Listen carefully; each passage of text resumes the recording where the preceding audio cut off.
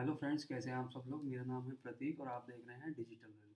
Friends, आज हम बात करने वाले हैं, जब आप एक वेबसाइट बनवाते हैं या आपकी वेबसाइट बन रही है किसी डेवलपर या किसी एजेंसी के द्वारा, तो आपको जब वेबसाइट का हैंडओवर लेना है तो किन किन चीज़ों का आपको ध्यान रखना है। तो चलिए इस वीडियो को करते हैं स्टार्ट। यहाँ मैंने एक पीडीएफ ऑलरेडी बनाया हुआ है जिसके अंदर मैंने कुछ 14 पॉइंट्स दिए हुए हैं जो मुझे लगता है, और मैं अपने एक्सपीरियंस से आपको बता रहा हूँ कि जब आप वेबसाइट का हैंडओवर लेते हैं तो इन कुछ चीज़ों को, कुछ पैरामीटर्स को आपको चेक कर लेना चाहिए। और कुछ चीज़ें इसमें ऐसी हैं जो आपको डेवलपर से मांग लेनी चाहिए जब आप हैंडओवर उनसे लेते हैं वेबसाइट का। तो वो चीज़ें क्या क्या हैं, तो मैंने यहाँ पे कुछ 14 पॉइंट्स यहाँ पे मैंने बनाए हैं जो मुझे लगता है कि ये सारी चीज़ें तो होनी ही होनी चाहिए जब आप एक वेबसाइट का हैंडओवर लेते हैं। वो चीज़ें क्या हैं, तो जो हमारा पहला मैंने यहाँ पे पॉइंट डाला हुआ है वो है चेक वेबसाइट इंडेक्सिंग रिपोर्ट। अब देखिए क्या होता है, जब आपकी वेबसाइट कंप्लीट हो गई, आपके यूआरएल पे लाइव हो गई, लाइव होने के बाद वो वेबसाइट ज़रूरी है, बहुत इम्पोर्टेंट है कि वो सर्च इंजन के अंदर इंडेक्स हो। अगर आप इंडिया में हैं और इंडिया की ऑडियंस को टारगेट कर रहे हैं, यूएस की ऑडियंस को वर्ल्ड वाइड टारगेट कर रहे हैं, तो Google is the major search engine जिस पे आपकी वेबसाइट इंडेक्स होनी चाहिए। अब ये गूगल के ऊपर आपकी वेबसाइट इंडेक्स हो चुकी है या नहीं हुई है, वो आपको कैसे पता चलेगा। अब इसके जो तरीके हैं चेक करने के, वो कई तरीके हैं। तो कुछ एक मैं आपको एग्जांपल बता देता हूँ कि आपको कैसे चेक करना है आपकी वेबसाइट आपके डेवलपर ने इंडेक्स करवाई है कि नहीं करवाई। मैं यहाँ पे अपना क्रोम ब्राउज़र ओपन कर लेता हूँ। क्रोम ब्राउज़र ओपन करने के बाद या तो आप एक काम कर सकते हैं कि जो आपका डेवलपर है आप उससे कहिए कि भाई मेरी जो वेबसाइट है उसकी इंडेक्स रिपोर्ट मुझे दे दीजिए। इंडेक्स रिपोर्ट क्या होता है, कुछ नहीं है, बस एक तरीके से उसमें यही डिटेल आएगी कि आपकी वेबसाइट गूगल में इंडेक्स हो चुकी है और किस डेट को हुई है। वो सारी उसमें डिटेल्स आती हैं। तो वो मैं चेक करके आपको एक बार प्रैक्टिकली बता भी देता हूँ। मैंने यहाँ पे ऊपर सर्च बार में डाला digital.com, देन मैंने एंटर क्लिक किया। तो यहाँ पे क्या आ रहा है मेरे पास, retrieving data from Google index. अब ये देखिए गूगल इंडेक्स का डेटा मेरे पास यहाँ पे मुझे विजिबल हो गया। अभी हाँ, कुछ इसमें इशू बता रहा है मुझे, यूआरएल ऑन गूगल। ये शायद हो सकता है कि जो हमारा एएमपी है वो थोड़ा सा इशू दिखा रहा है, तो इसको भी हमें अभी रिजॉल्व करना है। लेकिन इसके बारे में हम बात नहीं करेंगे। इसके नीचे जो सेकंड पॉइंट आ रहा है पेज इंडेक्सिंग, उसके ऊपर हमारा यहाँ पे चेक साइन आ रहा है। तो जैसे ही मैं इसको ओपन करूँगा तो देखिए जो हमारी लास्ट इंडेक्सिंग हुई है वो इसने मुझे डेट और टाइम बता दिया। 1 दिसंबर 2022 को मेरी वेबसाइट की इंडेक्सिंग हुई है। कितने बजे हुई है, 1:36 और 19 सेकंड पे मेरी वेबसाइट जो है गूगल के द्वारा इंडेक्स करी गई है। तो ये एक रिपोर्ट होती है जिससे कि आपको पता चल जाएगा कि आपकी वेबसाइट इंडेक्स हो चुकी है। तो अगर आपका डेवलपर आपको प्रॉपर रिपोर्ट नहीं दे रहा तो आप उससे कह दीजिए भाई अपने वेब मास्टर की मुझे एक वो स्क्रीनशॉट भेज दो जिसमें मेरी वेबसाइट का लिंक आ रहा हो और जो उसमें डेट वगैरह है वो दिखा रहा हो, जो पेज फैच है वो यहाँ पे नीचे सक्सेसफुल उसमें लिखा आएगा। तो वो स्क्रीनशॉट मांग लीजिए, ये आप छोटा सा, इसी से ही आपको कंफर्म हो जाएगा कि आपकी वेबसाइट इंडेक्स हो गई है। अगर नहीं हुई है तो यहाँ पे नॉट सक्सेसफुल लिखा आएगा। और यहाँ पे जो पेज इंडेक्सिंग है इस पे भी आपका राइट ये चेक मार्क बन गया है, ये चेक मार्क भी नहीं आएगा। हाँ, इसमें ये एक ऊपर कुछ इसमें इशू आ रहा है अभी, उस इशू की तरफ हम नहीं जाते हैं। वेबसाइट इंडेक्स है, हमें सिर्फ वही चेक करना था। इशू के बारे में हम किसी और वीडियो में बात करेंगे कि ये इशू क्या है और इसको कैसे रिजॉल्व करें। अब जो हमारा सेकंड पॉइंट आता है वो आता है फेव आइकन। अब देखिए वेबसाइट ले लेते हैं, लोगों का ध्यान हर किसी को होता है वेबसाइट के ऊपर। अब ये जो पॉइंट्स मैंने बनाए हुए हैं, इन पॉइंट्स के अंदर मैंने कुछ ऐसी कॉमन चीज़ें नहीं डाली हैं जो सभी को पता होती है। जैसे कोई वेबसाइट पे कंटेंट होना चाहिए, ग्राफिक्स होने चाहिए, वो तो एक बहुत आम आदमी को भी बहुत आसानी से पता चल जाता है कि वेबसाइट जो होती है उसके ऊपर वेबसाइट में कंटेंट और ग्राफिक्स बहुत ज़रूरी होते हैं। उसके बिना वेबसाइट क्या है, एक ब्लैंक पेज है। तो उसका हर किसी को पता होता है, उसकी बात हम यहाँ नहीं करेंगे। हम कुछ ऐसी चीज़ों की बात कर रहे हैं जो लोग भूल जाते हैं या फिर उनको पता नहीं होता। तो फेव आइकन क्या होता है, जैसे ही मैं वेबसाइट पे विज़िट करता हूँ, मैंने यहाँ पे यूआरएल ओपन किया हुआ है digital.com। तो आप यहाँ देखेंगे टॉप जो बार है, जो आपका टैब है जहाँ लिखा है वेबसाइट डिज़ाइन एंड डेवलपमेंट, उसके ही साइड में एक यहाँ पे लोगो टाइप बन के आ रहा है। ये छोटा सा जो आइकन बन के आ रहा है, इसी को फेव आइकन कहते हैं। ये फेव आइकन बहुत ज़रूरी होता है अगर आप एक वेबसाइट बना रहे हैं। इसको ज़रूर आप डेवलपर को कहें कि भाई मेरा फेव आइकन नहीं दिख रहा है, उस फेव आइकन को आप वहाँ पे इंटीग्रेट करें। तो वो फेव आइकन रहेगा तो इसमें आपकी ब्रांडिंग में बहुत हेल्प होगी। नेक्स्ट पॉइंट की तरफ चलते हैं, robots.txt। अब robots.txt क्या होते हैं उसके लिए मैंने एक सेपरेट वीडियो बनाई हुई है। अगर आपको robots.txt के बारे में ज़्यादा जानकारी चाहिए, फुल डिटेल चाहिए, तो आप उस वीडियो को देख सकते हैं। robot.txt कैसे चेक करते हैं उसके बारे में मैं आपको इस वीडियो में बताता हूँ। आपकी वेबसाइट है, वेबसाइट का जो URL है, जैसे हमारी वेबसाइट का URL है digitalreal.com। तो ये digitalreal.com लिखेंगे आप, उसके बाद एक स्लैश लगाएंगे, स्लैश लगाने के बाद robots.txt लिख के यहाँ पे एंटर को क्लिक करेंगे। जैसे ही आप एंटर क्लिक करेंगे ना, तो कुछ इस तरीके से आपके पास एक छोटा सा कोड आने लग जाएगा।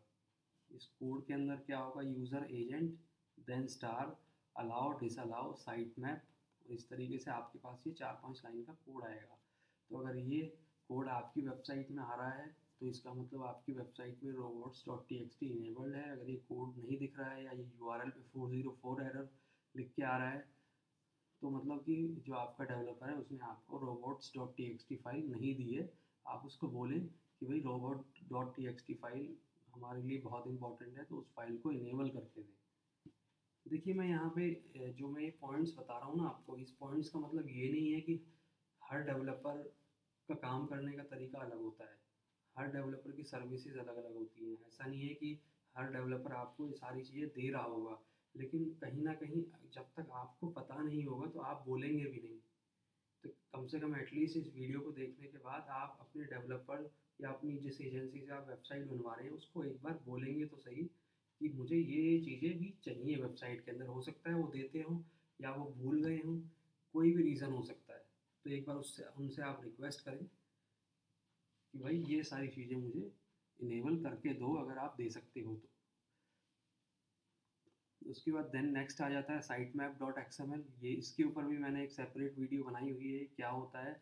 अगर आपको ज़्यादा डिटेल्स चाहिए तो आप उस वीडियो को देख सकते हैं। इस वीडियो में हम इसकी डिटेल में बात नहीं करेंगे क्योंकि वीडियो फिर बहुत लंबी हो जाएगी। sitemap.xml को चेक कैसे करते हैं, आप वेबसाइट पे वही सेम है, digitalreal.com आप लिखिए, देन स्लैश करके sitemap.xml लिख के आप इसको एंटर प्रेस कर दीजिए, तो आपके पास जो है इस तरीके की एक विंडो ओपन हो जाएगी। इस तरीके की विंडो जब ओपन हो जाएगी तो देखिए XML साइट मैप यहाँ पे बना हुआ है। ये कुछ इन्फॉर्मेशन आ रही है। अब जैसे हमने all in one SEO plugin का यूज़ किया हुआ है तो उनका वाटरमार्क यहाँ पे आ रहा है, और नीचे जो है आपके पास कुछ इस तरीके से एक इंडेक्स बन के आएगी। URLs होंगे, URL काउंट होंगे और लास्ट अपडेटेड, ये एक इंडेक्स बन के आती है। ये बताती है कि आपकी वेबसाइट पे क्या क्या URLs हैं जो अभी इनेबल्ड हैं। ये इंडेक्स रिपोर्ट आप ज़रूर चेक कर लें आपकी वेबसाइट के अंदर। अगर यहाँ पे 404 एरर लिख के आता है या फिर कोई भी दूसरे तरीके का एरर आता है इस पेज के ऊपर, तो मतलब आपकी वेबसाइट पे sitemap XML प्रॉपर तरीके से इंटीग्रेट नहीं हुआ है, तो उसको प्रॉपर तरीके से इंटीग्रेट करवा लें। ये SEO में भी बहुत हेल्प करता है। अगर आपके पास साइट मैप है तो आपकी वेबसाइट बहुत जल्दी जल्दी गूगल पे इंडेक्स में अपडेट होती रहती है फ्रिक्वेंट बेसिस पे। उसके बाद देन नेक्स्ट पॉइंट आ जाता है SEO फ्रेंडली TUD इनेबल्ड। अब ये SEO फ्रेंडली TUD जो मैं टर्म यहाँ यूज़ कर रहा हूँ उसका मतलब क्या है। TUD का कुछ नहीं, सिंपल सा मतलब है टाइटल, URL एंड डिस्क्रिप्शन। जब हम एक वेबसाइट को लॉन्च करते हैं गूगल पे इंडेक्सिंग करवाने के बाद, जब इंडेक्सिंग हो जाती है वेबसाइट की, तो गूगल पे जो एक हमारा पैटर्न है, जो डिफ़ॉल्ट पैटर्न है एक वेबसाइट जब शो करती है, तो उसका कुछ एक तरीका होता है दिखने का। वो क्या होता है, जैसे कि मैंने यहाँ पे digitalreal.com ऊपर सर्च में लिखा, तो सर्च करने के बाद मेरे पास यहाँ पे नीचे रिज़ल्ट आ रहे हैं। अब रिज़ल्ट में क्या आ रहा है, सबसे पहले देखिए टाइटल आ रहा है web design and development e-commerce solution digital. उसके बाद आपका ये welcome to digital reel platform that transfer your ideas into reality. ये आपका डिस्क्रिप्शन आ रहा है। तो ऊपर वाला हो गया आपका टी, नीचे वाला हो गया आपका डी, और आपका जो यूआरएल है वो यूआरएल आपका यहाँ पे शो कर रहा है। अभी हमारा बाय डिफ़ॉल्ट होम पेज का यूआरएल है, तो यहाँ पे होम पेज का यूआरएल दिख रहा है। अब इससे नीचे अगर हम चेक करेंगे तो देखिए digitalreal.com, उसके आगे सर्विसेज टाइप, फिर देन ई कॉमर्स सॉल्यूशन। अब ये जो यूआरएल होता है इसकी भी एक कैरेक्टर लिमिट होती है। तो जो ये आपको आगे आगे डैश डैश दिख रहा है, तो इसका मतलब ये है गूगल इससे आगे रीड ही नहीं कर रहा। तो यूआरएल्स को भी आप बिल्कुल छोटा रखें, ऐसा नहीं है कि बहुत बड़े यूआरएल्स आपने बना लिए हैं, वो गूगल रीड ही नहीं करेगा, ना ही आपको कभी एसईओ में हेल्प करेगा। तो इस तरीके से आप अपनी वेबसाइट के टीयूडी को ज़रूर चेक कर लें कि उन्होंने टाइटल, यूआरएल और डिस्क्रिप्शन में क्या डाला हुआ है, ताकि गूगल को कोई गलत नॉलेज ना मिले आपकी वेबसाइट से रिलेटेड, आपकी सर्विसेज से रिलेटेड। बिल्कुल करेक्ट नॉलेज देंगे तो आपके कीवर्ड्स को कोई अगर गूगल पे सर्च कर रहा है तो इसके चांसेस ज़्यादा हैं कि आपकी वेबसाइट जो है गूगल पे रैंक होगी। फिर देन उसके बाद schema.org आ जाता है। schema.org भी एक तरीके से आपका एसईओ का ही पार्ट है, जो एक मेन रोल यहाँ पे निभाता है। जब आपकी वेबसाइट की हम रैंकिंग की बात करें या फिर आपकी वेबसाइट की ब्रांडिंग की बात करें, लोकलाइजेशन की बात करें, वो कैसे कि उसके जो स्कीमा होता है वो एक्चुअली आपकी वेबसाइट के बारे में गूगल को बताता है कि उसका यूआरएल क्या है, वेबसाइट का लोगो क्या है, वेबसाइट की डिस्क्रिप्शन क्या है, वेबसाइट के सेल्स के कॉन्टैक्ट डिटेल्स क्या हैं, सपोर्ट के क्या हैं। इस तरीके की कुछ एक पैटर्न में डिटेल्स गूगल में सबमिट होती है, इससे कि गूगल को पता चलता है कि ये जो लोगो है ये इसी वेबसाइट से, इसी कंपनी से बिलोंग करता है। वो कैसे चेक करेंगे आप, आपको लिखना है स्कीमा वैलिडेटर। गूगल पे आप जब सर्च करेंगे स्कीमा वैलिडेटर, तो यहाँ पे सबसे पहली वेबसाइट आ रही है validator.schema.org। मैं इसको ओपन कर लेता हूँ। इसको ओपन करने के बाद कुछ इस तरीके की विंडो आपके सामने ओपन हो जाएगी। विंडो ओपन होने के बाद आप वेबसाइट का यूआरएल कॉपी करें और देन यहाँ पे पेस्ट करके इसको रन टेस्ट पे क्लिक कर दें। जैसे ही आप यहाँ पे रन टेस्ट को क्लिक कर देंगे, कुछ इस तरीके से लोडिंग होने लग जाएगी। अब यहाँ पे कुछ डेटा हमारे पास फैच होके आ गया और यहाँ पे मेरे पास दो ऑप्शंस आ गए, वेब पेज एंड रेटिंग। तो वेब पेज के ऊपर हम क्लिक करेंगे, देन यहाँ पे आपको दिखाई देगा कि कुछ एक आपको डिटेल्स यहाँ पे शो हो रही है। वो डिटेल्स आपको चेक कर लेनी है। अब जैसे आपका नेम, जो आपने अपना टाइटल दिया हुआ है वेबसाइट के होम पेज का, वो क्या है, डिस्क्रिप्शन क्या है, वो आ गया। देन उसके बाद आपकी वेबसाइट का होम पेज का यूआरएल क्या है, वेबसाइट आपकी जो कंपनी है उसका नाम क्या है, आपकी कंपनी क्या है, इंडिविजुअल है, ऑर्गेनाइजेशन है, तो हमारी ऑर्गेनाइजेशन दिखा रहा है, हमारी ऑर्गेनाइजेशन है कंपनी। फिर देन डिजिटल आ गया होम पेज। फिर उसके बाद जो आपके सोशल मीडिया हैंडल्स हैं वो आपने यहाँ पे डाल रखे थे, तो वो आपके पास आ गया डिटेल्स। गूगल को पता चल गया कि इस वेबसाइट की ऑफिशियल जो सोशल मीडिया है वो क्या है। इस वजह इससे क्या होता है कि एक तो आपको जो डुप्लीकेट कंटेंट है, जो आपके नाम से लोग ब्रांड को डाइल्यूट करते हैं, तो वो यहाँ पे नहीं कर पाएंगे। गूगल आपकी वेबसाइट के बारे में, आपकी कंपनी के बारे में करेक्ट डिटेल देने में सक्षम रहेगा।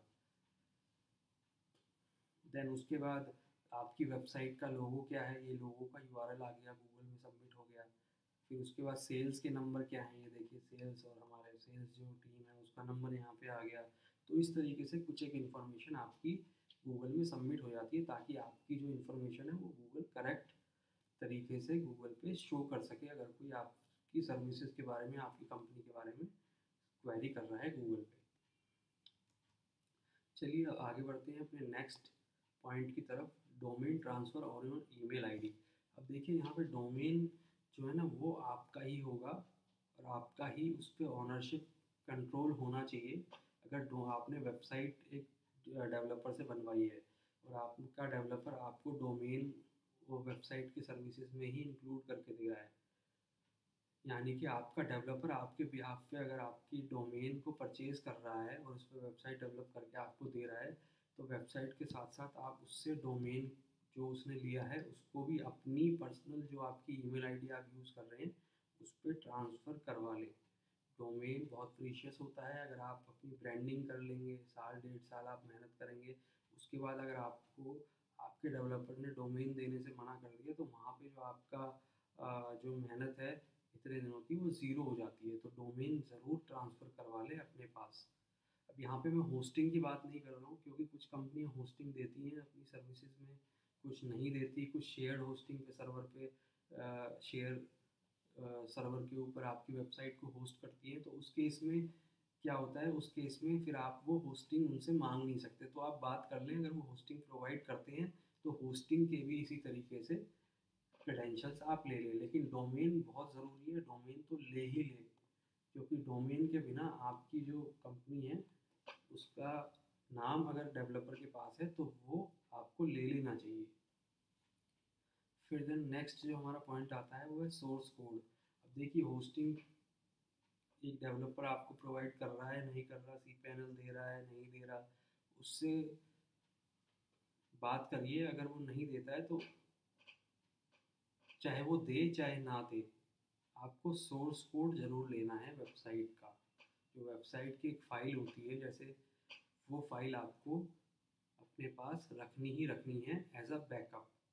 उससे क्या होगा, उससे ये होगा इन फ्यूचर अगर आपके डेवलपर के साथ बिगड़ जाती है किसी वजह से या किसी कारणों की वजह से, तो जो आपकी वेबसाइट है उसको कोई नुकसान नहीं होगा। सोर्स कोड आपके पास है, डोमेन आपके पास है, एक होस्टिंग आप परचेज करके उसको अपलोड करवाएंगे, एज इट इज़ वेबसाइट चलने लगेगी, आपके डोमेन के ऊपर रन करने लगेगी।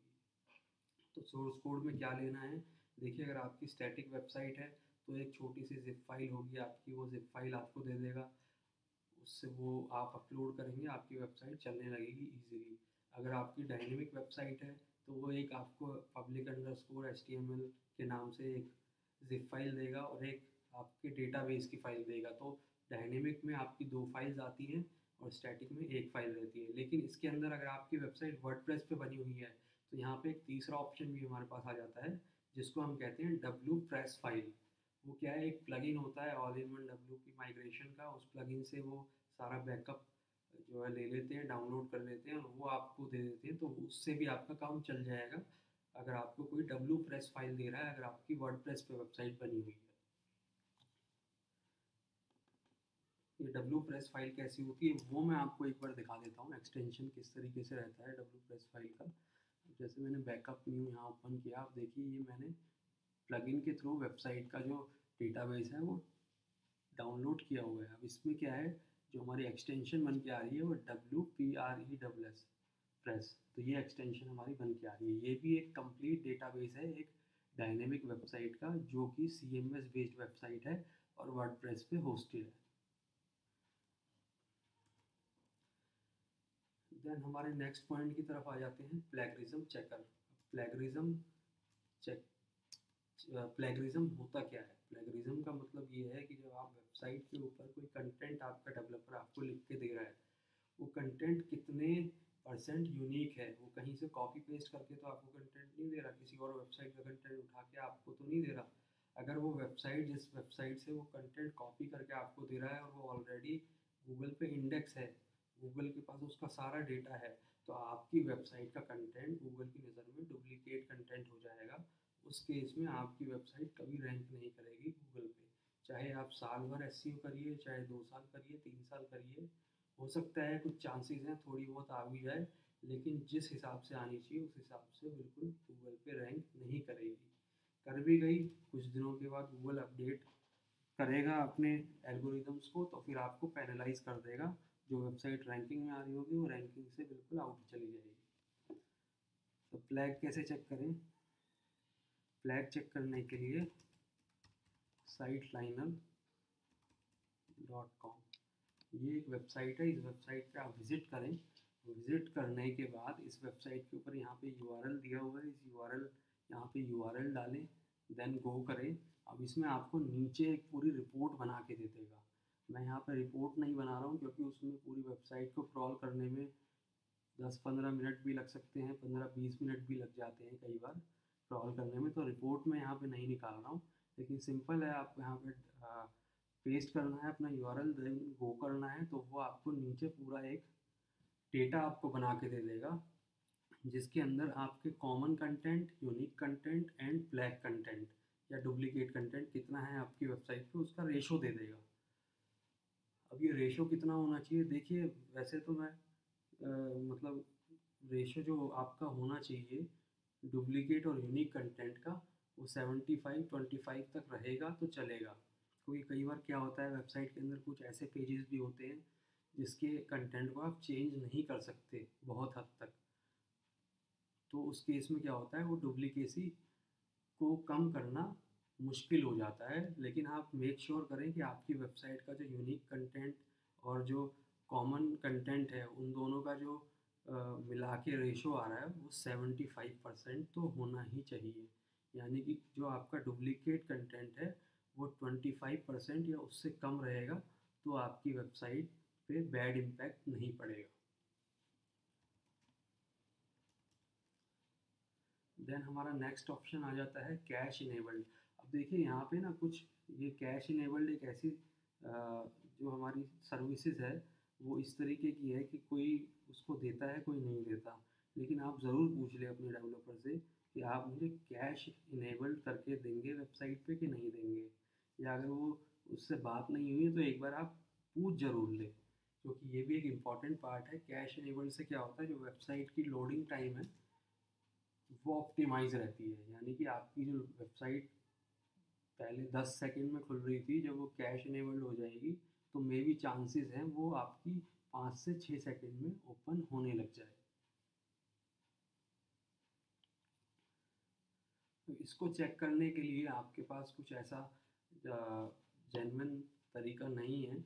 ये तो आपको खुद ही जज करना पड़ेगा वेबसाइट को, जो आप स्क्रॉल कर रहे हैं वो तभी आप चेक कर पाएंगे कि वेबसाइट कितने सेकंड में खुल रही है, या फिर आपके पास बैकएंड होना चाहिए वेबसाइट का, तब आपको पता चल पाएगा कि वेबसाइट पे कैश इनेबल्ड है कि नहीं है। देन उसके बाद आप सुपर एडमिन के क्रेडेंशियल्स ले लीजिए। सुपर एडमिन के क्रेडेंशियल्स लेने बहुत ज़रूरी हैं आपके लिए। वेबसाइट आपकी है तो आपके पास full access of the website होना चाहिए। अगर आपकी C M S based website है या वर्डप्रेस बेस्ड वेबसाइट है तो कुछ इस तरीके से वो आपको एक यूआरएल देंगे। मैं यहाँ पे टाइप कर लेता हूँ। कुछ इस तरीके से आपका यूआरएल बन के आएगा, ये लॉगिन तक,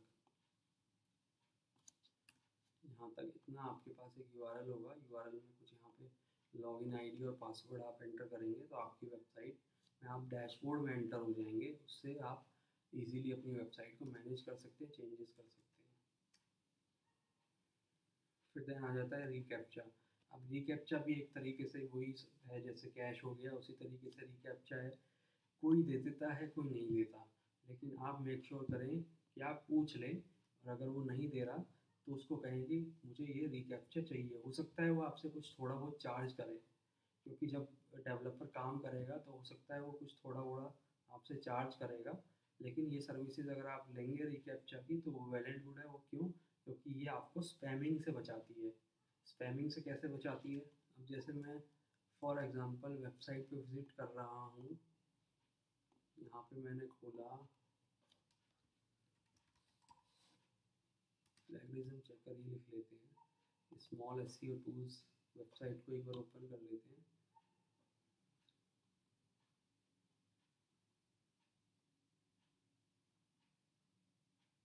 अभी यहाँ पे आएगा कैप्चा। वेबसाइट लोडिंग टाइम ज़्यादा ले रही है। तो कैप्चा यहाँ पे अभी एक गूगल की तरफ से सर्विसेज है रिकैप्चा। उसमें क्या होता है कि जब आप कोई फॉर्म सबमिट करते हैं तो फॉर्म सबमिट करने से पहले गूगल आपसे पूछता है कि आप बॉट तो नहीं है। जैसे ये आ गया आपके पास, यहाँ पे रिकैप्चा है। अब मैं जब यहाँ पे क्लिक करूँगा, क्लिक करने से पहले मेरे को यहाँ पे इसको पहले फिल करना पड़ेगा। जैसे ये चेक मार्क आएगा उसके बाद ही मैं चेक प्लेगरिज्म का जो बटन है उसको प्रेस कर सकता हूँ। इससे क्या होता है, जो बॉट्स घूमते रहते हैं ना ऑनलाइन, या लोग स्पैमिंग करते हैं, वेबसाइट का डेटा निकाल लेते हैं, उन पे बॉट्स भेज भेज के वो आपके फॉर्म्स को फिल करवाना चालू कर देंगे। तो उस केस में क्या होगा, आपके पास जो रिलेवेंट इंक्वायरीज हैं वो तो बहुत कम आएंगी, लेकिन जो स्पैमिंग है उससे ही आपका पूरा डेटाबेस भरने लग जाएगा। तो उस केस में क्या होता है कि आप भी परेशान हो जाते हैं कि मेरी वेबसाइट के साथ हो क्या रहा है। तो इसको इनेबल करवाएंगे तो जेन्युइन जो ह्यूमंस ही हैं वही आपके फॉर्म को फिल कर पाएंगे, ना कि कोई बॉट फिल कर पाएगा। फिर देन आ जाता है गूगल एनालिटिक्स। अब जिस तरीके से गूगल वेबमास्टर है, ऐसे ही गूगल एनालिटिक्स है। गूगल एनालिटिक्स को भी इनेबल करवाएं। बात करें कि हमें गूगल एनालिटिक्स चाहिए। गूगल एनालिटिक्स कैसा होता है, तो मैं आपको एक बार चेक करवा देता हूँ। यहाँ पे मैंने गूगल एनालिटिक्स को ओपन कर लिया है। कुछ इस तरीके का इंटरफेस रहेगा। ये आपकी वेबसाइट के साथ कनेक्ट हो जाता है और आपको सारा डेटाबेस देता है कि आपकी वेबसाइट के ऊपर अभी कितने विजिटर्स हैं, कहाँ से आ रहे हैं, किस पेज पे जा रहे हैं, कितना टाइम वो स्पेंड कर रहे हैं आपकी वेबसाइट के ऊपर। तो उस चीज़ का डेटा आपको ये दे देता है। और ये बहुत इंपॉर्टेंट है अगर आप फ्यूचर में अपनी वेबसाइट की मार्केटिंग में स्पेंड करने वाले हैं। तो उस केस में अभी जैसे यहाँ पे इसने मुझे डेटा दे दिया कि मेरी वेबसाइट पे अभी 2 विजिटर्स ऑनलाइन बैठे हुए हैं अभी लाइव। देन कौन से पेज पे बैठे हुए हैं, वो पेजेस मेरे पास आ गए, कितने यूज़र्स हमारे पास आते हैं, sessions, bounce rate, session duration 20 seconds. तो इस तरीके से पूरा चार्ट आपको बना के दे देगा। ऑर्गेनिक सर्च कितना है, डायरेक्ट सोशल रेफरल। तो ये सारी रिपोर्ट्स आप मेक श्योर जब गूगल एनालिटिक्स से अपनी वेबसाइट को इंटीग्रेट करेंगे तभी मिलेगी। उसके बाद देन आ जाता है हमारा पेज स्पीड इंसाइट। अब पेज स्पीड इंसाइट क्या है, वही है जैसे मैंने कैश में बताया। जब कैश इनेबल्ड हो जाती है या जिस वेबसाइट के ऊपर कैश भी इनेबल्ड नहीं है, आप एक बार उसकी पेज स्पीड टेस्ट कर लें गूगल पे। जैसे ही मैंने पेज स्पीड टेस्ट लिखा गूगल के ऊपर, तो ये फर्स्ट जो हमारे पास यूआरएल आ गया, page speed dot web dot D. तो इस वेबसाइट को हम ओपन कर लेंगे। ये गूगल की ऑफिशियल वेबसाइट है। इस वेबसाइट को ओपन करके हम यहाँ पे यूआरएल डाल के एनालाइज पे क्लिक करेंगे। मैं अभी यहाँ पे एनालाइज कर नहीं रहा हूँ क्योंकि ये भी थोड़ा सा टाइम टेकिंग प्रोसेस होता है। हो सकता है इसमें 5 से 10 मिनट लग जाएँ। आप जैसे ही एनालाइज पे क्लिक करेंगे तो देन आपके पास रिपोर्ट आ जाएगी कि आपका पेज स्पीड का स्कोर क्या है। तो जो आपका स्कोर रहेगा, अगर वो 80 से अबव है तो वेल एंड गुड है, अगर 80 से नीचे है तो वो थोड़ा सा ख़राब है। लेकिन अगर वो 80 से थोड़ा सा ही नीचे है, 2-3 पॉइंट ही नीचे है, तो चल जाता है। लेकिन अगर आपका 50 है, 40 है या 30 आ रहा है स्कोर 100 में से, तो फिर आपकी वेबसाइट का लोडिंग टाइम में बहुत ज़्यादा इशू है। गूगल उसको कभी भी अपनी एल्गोरिदम के हिसाब से रैंक नहीं करेगा, क्योंकि गूगल चाहता है कि जो वेबसाइट रैंक हो वो बहुत फास्ट लोड हो गूगल सर्च के ऊपर। तो इसका भी आप ध्यान रख लें, एक बार चेक कर लें इसको भी। फिर उसके बाद लास्ट हमारा एक ऑप्शन मैंने यहाँ मतलब एक जो पॉइंट है वो दिया हुआ है, कॉन्टैक्ट फॉर्म वर्किंग और नॉट। कॉन्टैक्ट फॉर्म तो वेबसाइट पे लगा देते हैं डेवलपर्स। कई बार क्या होता है कि उनकी जो पीएचपी है या कोड है वो क्रैक हो जाता है या कुछ और रीजंस की वजह से आपका फॉर्म जो है वो चलता नहीं है। तो आप अपने जो वेबसाइट के ऊपर जितने भी फॉर्म्स लगे हुए हैं उनको एक एक बार आप चेक कर लें कि आपकी ईमेल आईडी के ऊपर जो मेल्स हैं वो आ रही हैं डिटेल्स के साथ कि नहीं आ रही। अगर वो डिटेल्स नहीं आ रही तो आप अपने डेवलपर को बताएं, वो इसको रिजॉल्व करके आपको देंगे। अगर इसको चेक नहीं करेंगे इन फ्यूचर, आप 1 महीने या 2 महीने बाद इसको चेक कर रहे हैं, 1-2 महीने बाद आप देख रहे हैं कि वेबसाइट के ऊपर तो कुछ आ ही नहीं रहा है, विजिटर्स तो आ रहे हैं लेकिन कोई फॉर्म ही फिल नहीं कर रहा। फॉर्म तो फिल कर रहा है लेकिन वो डेटा आपके पास इसलिए नहीं आ रहा क्योंकि जो डेटा में जो उन्होंने एल्गोरिदम डिज़ाइन करी है पीएचपी, जो फाइल के थ्रू एक मेलर डिज़ाइन होता है, वो प्रॉपरली इंटीग्रेशन नहीं हुआ है। तो उसको आप एक बार मेक श्योर चेक ज़रूर कर लें अपनी वेबसाइट पे।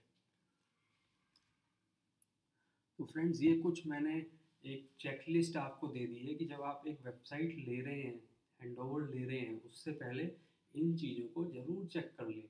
अब इस जो पॉइंट्स थे इसके अंदर मैंने कुछ चीज़ें इंक्लूड नहीं करी है क्योंकि वो इम्पॉर्टेंट तो हैं लेकिन वो एक तरीके से सबको पता होता है। जैसे कि क्या है, ग्राफिक्स के बारे में सबको पता है कि वेबसाइट लेनी है तो ग्राफिक्स तो आते ही आते हैं। ग्राफिक्स के बिना वेबसाइट तो कुछ होती नहीं है। कंटेंट होना ही चाहिए वेबसाइट के ऊपर, डिज़ाइन, कलर्स, वो तो होने ही चाहिए। उन चीज़ों की बात मैंने यहाँ नहीं करी है। मैंने कुछ ऐसी चीज़ों की बात करी है जिसके बारे में लोग कम ध्यान देते हैं या उनको पता नहीं होता।